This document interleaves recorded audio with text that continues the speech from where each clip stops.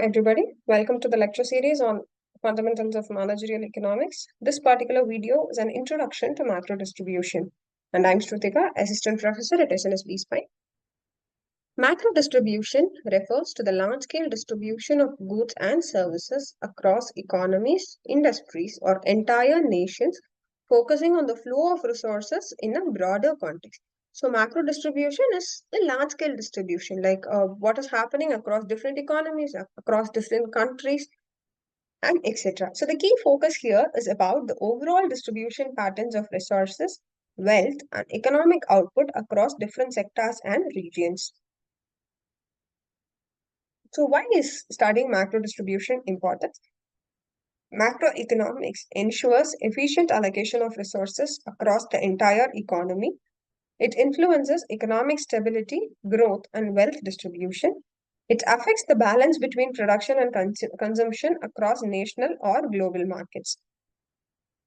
Components of macro distribution are income distribution, wealth distribution, and resource distribution. Income distribution is how income is distributed among different individuals, households, or regions in an economy. Wealth distribution is the distribution of assets and wealth across various segments of the population. On the other hand, resource distribution is the allocation of natural, human, and capital resources across industries and regions. Types of macro distribution channels are global trade and export channels, national distribution systems, public infrastructure, etc. So, the global trade and export channels are the international trade routes for distributing goods and services between nations. The national distribution system is the domestic distribution networks within a country, which involves large scale logistics companies, wholesalers, and regional distributors. On the other hand, public infrastructure refers to the transportation networks, ports, and communication systems that facilitate large scale distribution. So, let's discuss about income distribution in detail. Uneven distribution of income might lead to economic disparities.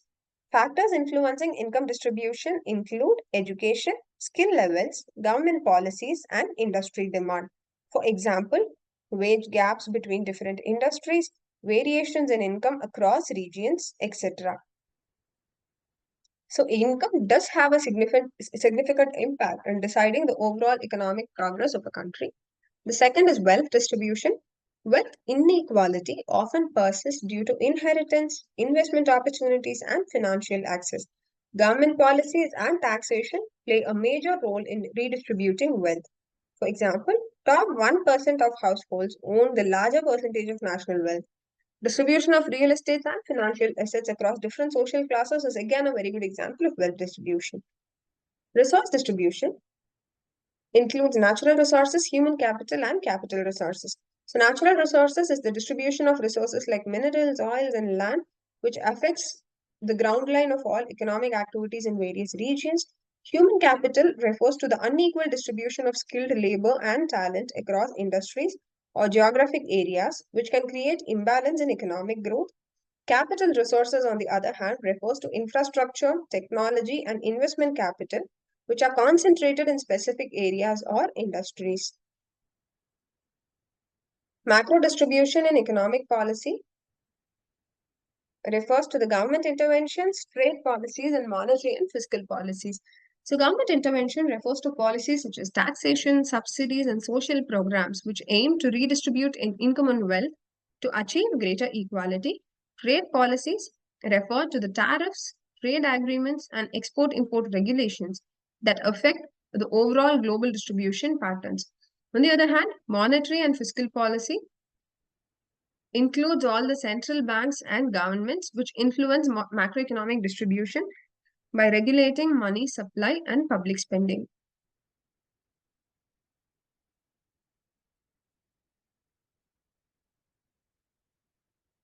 The challenges in macro distribution include economic inequality, global supply chain disruptions, environmental concerns, etc. Economic inequality refers to the persistent gaps in income and wealth distribution between the rich and poor. Global supply chain disruptions includes events like pandemics, wars, or trade sanctions, which can disrupt large-scale distribution networks.